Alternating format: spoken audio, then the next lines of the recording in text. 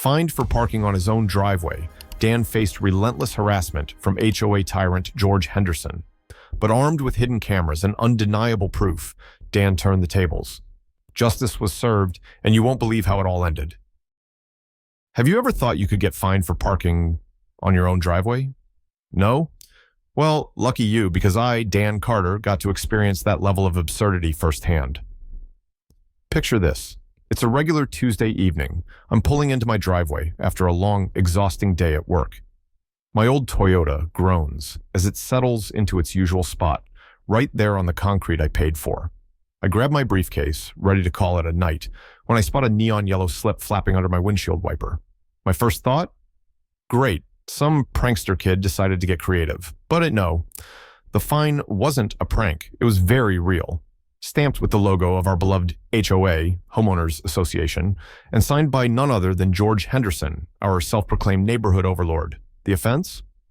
Unauthorized parking on a shared driveway. I nearly laughed out loud. Shared driveway?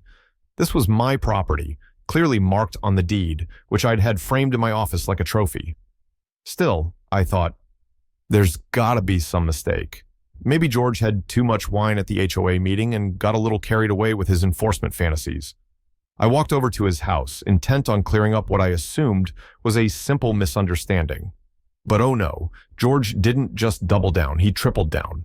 Standing on his perfectly manicured lawn in his HOA polo shirt, arms crossed like he was a sheriff in some suburban western, he told me, it's all in the new bylaws.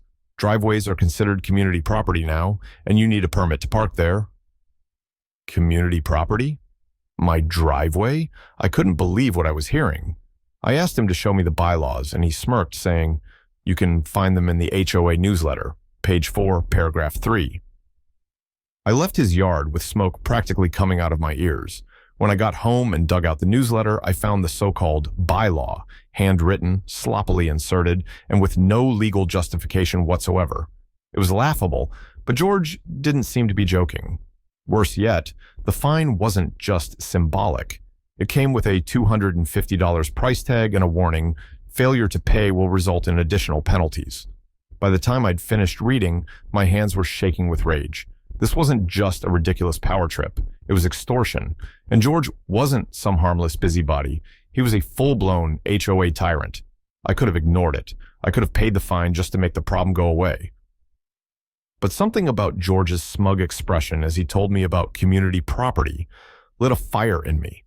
I wasn't going to let this slide. Not on my driveway, not on my watch. If the first fine felt like an annoying inconvenience, the second and third felt like straight-up robbery. Every time I thought things couldn't get worse, George Henderson and his HOA henchmen found new ways to turn the screws. It was like being trapped in a never-ending sitcom, except the joke was always on me, and the laugh track was just George smirking across the street. It started with the letters. Each envelope, delivered with unnerving precision, contained a fresh fine and a not-so-friendly reminder of my violations. The tally climbed quickly. $250 here, $300 there. By the end of the second week, I owed over $1,000. The reason for these fines? Parking on my driveway, still mine by the way, and for non-compliance with HOA regulations. What regulations? I was following every legitimate rule they had, but George and his posse seemed to be making them up as they went along. Then came the tow truck. I came home late one evening to find an empty driveway. For a split second, I thought my car had been stolen. But no, tucked under a rock on my doorstep was another cheerful note from the HOA. Your vehicle has been removed for unauthorized parking. The kicker? I had to pay over $500 to get it back from the impound lot. The anger I'd felt before now turned into something heavier. This wasn't just about money. It was about control. George wasn't enforcing the rules. He was flexing his power, and I was the unfortunate neighbor caught in the crosshairs. The whole situation started affecting every part of my life. I dreaded coming home, half expecting to find my driveway blocked off with caution tape or my lawn dug up in the name of community improvement. What made it worse was the silence of my neighbors. People who'd once waved to me as they walked their dogs now avoided eye contact. I overheard whispered conversations, saw curtains twitching as I walked by. Nobody wanted to cross George. He was the kind of guy who held grudges like they were heirlooms, and no one wanted to be his next target. The stress started eating away at me. Sleep? Forget it. My mind spun every night, replaying George's smug smile and the outrageous fines piling up on my kitchen counter. My savings were draining faster than I cared to admit, and every time I thought about giving in, just paying the fines to make it all stop, something in me snapped. I wasn't just fighting for my driveway anymore. I was fighting for my dignity, for the right to live in my own home without being harassed. But it was hard not to feel defeated. I had no allies, no one to back me up. Even the lawyer I consulted seemed hesitant to take on the HOA, mumbling something about complicated jurisdiction before suggesting I seek a compromise. A compromise? With George Henderson? The man who probably dreamed about HOA bylaws at night? Not a chance. The lowest point came one Friday night. I'd barely stepped out of my car when George strolled across the street, clipboard in hand, his expression oozing self-satisfaction. "Dan," he said, his tone dripping with false politeness, "you've got another infraction here. You're really making this hard on yourself." I didn't even respond. What was the point? He wanted a reaction, wanted me to lose my cool so he could label me the problem neighbor in his next HOA meeting. So I just stared at him, my jaw clenched so tight I thought my teeth might crack, and walked inside. That night, sitting alone in my living room, surrounded by letters demanding money I didn't owe, I felt something shift. The pain, the frustration, the humiliation. It all boiled down into one cold, hard truth. George wasn't going to stop, not unless I made him. And that's when the idea hit me. If George wanted to play dirty, fine. Two could play that game. When you're backed into a corner, you start thinking differently. For me, that meant turning the pain George inflicted into fuel for something bigger. If George thought he could bully me into submission, he clearly underestimated my stubborn streak. That night, as I sat surrounded by HOA notices and towing receipts, I decided to fight back, but not recklessly. Oh no, I was going to outsmart him, and I had the perfect idea how. Step 1, evidence. I went online and ordered a discrete security camera system complete with night vision and motion detection. If George and his cronies wanted to play games, I was going to record every move they made. The cameras went up the next day, hidden in plain sight around my driveway and front yard. I didn't tell anyone, of course. The best revenge plans require a bit of subtlety. Step 2, patience. For a week, I let things unfold naturally. George didn't disappoint. On the third night after installing the cameras, I caught him on video standing on my driveway, clipboard in hand, examining the tires of my car like a detective at a crime scene. He even bent down to measure the distance between my car and the edge of the driveway with a tape measure. Seriously, who does that? But that wasn't all. A few days later, George and 2 other HOA members held a little meeting right outside my fence. They probably thought they were being discreet, but my cameras caught everything. I watched the footage later, barely able to contain my rage. They were laughing, mocking me for thinking he's above the rules, and brainstorming ways to make my life even more miserable. George even joked about sending me so many fines, he'll have to sell that crappy Toyota just to pay them off. It was disgusting, but it was also exactly what I needed. Step 3, action. Armed with the footage, I consulted another lawyer, this time someone who specialized in HOA disputes. When I showed her the videos, she practically lit up. "This is gold," she said. Apparently, George and his friends had violated multiple laws, including trespassing, harassment, and abusing their authority within the HOA. The handwritten bylaw they'd been using to find me, completely invalid. My driveway wasn't community property. It was 100% mine. The next step was filing a formal complaint with the HOA board. George might have been the president, but he wasn't the entire HOA. I sent them copies of the footage, a detailed breakdown of his actions, and a warning. If this harassment didn't stop immediately, I would be taking the matter to court. Predictably, George wasn't happy. He showed up at my door the day after the board meeting, his face redder than a fire hydrant. "Dan," he barked, "what the hell is this nonsense you're spreading? You think you can intimidate me with a couple of videos?" I didn't flinch. For the first time in weeks, I felt like I had the upper hand.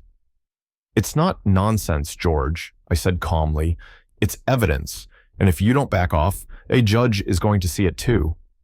He tried to bluster his way out, accusing me of spying on the neighborhood, but the power dynamic had shifted. I wasn't the one sweating anymore. He was. When he finally stormed off, muttering something about ungrateful neighbors, I knew I'd struck a nerve. For the first time since this nightmare started, I felt a glimmer of hope. The fight wasn't over yet, but I wasn't alone anymore. My lawyer was confident we had a strong case, and a few neighbors, quietly, cautiously, started coming forward to support me. Turns out, George's reign of terror had left more than a few people fed up, and they were ready to see him taken down. The tides were turning. George had underestimated me, but more importantly, he'd underestimated what happens when a community gets tired of being pushed around. The next move was mine, and I wasn't going to waste it. The day of the HOA board meeting felt like a showdown in an old Western movie. Except instead of pistols at dawn, I was armed with a flash drive of video evidence and a lawyer who looked ready to chew George up and spit him out. I wasn't just fighting for my driveway anymore. I was fighting for every neighbor who had quietly suffered under George's reign of terror. The meeting room was packed. Word had gotten out about the evidence, and suddenly everyone wanted a front row seat to the drama. George sat at the head of the table, looking smug as ever, flanked by his loyal minions. But there was a tension in the air, a sense that this wasn't going to end the way he expected. My lawyer wasted no time. She started by presenting the footage of George trespassing on my driveway, measuring my tires, and holding his little HOA strategy session. The room went silent as the video played. George's face turned from pink to crimson, his jaw tightening with every word he'd said on camera. When the video ended, my lawyer turned to the board and said, "These actions are not only unethical, but also illegal. Mr. Henderson has violated state laws regarding harassment and trespassing, as well as HOA regulations meant to protect homeowners, not exploit them." George tried to interrupt, of course. "This is all taken out of context," he sputtered, waving his hands like a drowning man grasping for a life preserver. But the board members weren't buying it. One of them, a woman named Linda, who'd always seemed hesitant to challenge George, finally spoke up. "Context doesn't change the fact that you've been abusing your position, George. This is unacceptable." It only got worse for him from there. My lawyer revealed that the bylaw George had been using to find me was invalid, something the board should have caught but hadn't, thanks to George's manipulation. She also pointed out that his actions had exposed the HOA to potential legal liability, which seemed to hit the board members like a ton of bricks. They started whispering among themselves, and I could see the panic setting in. The final nail in George's coffin came when my lawyer presented a cease and desist letter, backed by a formal lawsuit I was prepared to file if the harassment didn't stop. The board's treasurer, an older man who looked like he'd had enough drama for one lifetime, finally stood up and said, "George, I think it's best if you step down, immediately." You could have heard a pin drop. George looked like he'd just been punched in the gut. "You can't do this," he shouted, his voice cracking. "I've given everything to this community." Linda shot back. "No, George, you've taken everything from this community. It's time for a change." And just like that, it was over. George stormed out of the room, slamming the door behind him, while the rest of the board scrambled to assure me and the other neighbors that things would be different moving forward. They apologized profusely, waived all my fines, and promised to reimburse me for the towing fees. It felt good, but the real victory came later that evening. As I walked back to my house, neighbors started coming out of their homes. One by one, they approached me, offering words of support and even apologies for not standing up sooner. "We were scared," one woman admitted, "but you showed us that we don't have to be." That moment meant more to me than winning in that boardroom. George had ruled through fear, but now the neighborhood felt united for the first time. People started talking about organizing a new election for the HOA, one where the rules would actually benefit the homeowners. Someone even suggested I run for president, but I quickly declined. I'd had enough of HOA politics for a lifetime. That night, sitting on my now blissfully unproblematic driveway, I reflected on everything that had happened. George had tried to break me, but in the end, he'd only made me stronger. He'd exposed his own weakness. A bully's power only works when people stay silent. Once you stand up to them, they crumble. I won't say it was easy, but it was worth it. Not just for me, but for everyone in the neighborhood who could finally breathe a little easier. My driveway was mine again, my dignity intact, and the neighborhood was finally free of George's iron grip. Sometimes, the fight for justice is messy and exhausting, but if you stay the course, the rewards are worth it. As I locked up for the night, I smiled to myself. My cameras were still up, of course, just in case George decided to try anything else, but for the first time in months, my home felt like home again. And that, I realized, was the sweetest victory of all. The day of the court hearing felt like the final act of a high-stakes drama. Walking into that courtroom, I wasn't just fighting for my driveway. I was fighting for every neighbor who'd suffered under George Henderson's HOA tyranny. The room was packed, filled with neighbors eager to see the showdown. George strolled in with his usual arrogance, but his smug confidence faltered as my lawyer Rebecca began presenting the evidence. The videos of George trespassing on my property, mocking me, and admitting his bylaws were fake, played for everyone to see. His face turned beet red as the courtroom fell silent. Rebecca laid out the case meticulously: harassment, trespassing, and abuse of power. She proved the shared driveway rule was completely fabricated, citing my property deed to drive the point home. George's lawyer tried to object, calling the evidence invasive, but the judge shut it down. "This is clear misconduct," the judge said, glaring at George. "HOAs exist to serve the community, not harass homeowners." Then came the restitution request. Rebecca demanded reimbursement for the fines, towing fees, and legal costs, along with a restraining order preventing further harassment. The judge didn't just grant it. He ordered an audit of the HOA to uncover any other abuses. George looked like a man watching his world crumble. The ruling was a relief, but the real victory came later. That evening, neighbors gathered in my yard to thank me. People who'd avoided eye contact for months now shared their own stories of George's bullying. Mr. Davis, the neighborhood elder, said, "You did what we were too scared to do." Within weeks, George was ousted as HOA president. The board reversed all the fines, reimbursed my expenses, and held new elections. George's house went up for sale shortly after. Rumor had it he was leaving town. Good riddance. Standing in my driveway that night, beer in hand, I finally felt peace. My driveway was mine again. The neighborhood was free. The fight had been draining, but it was worth it. Not just to win, but to show bullies like George that their power ends the moment people stand up to them.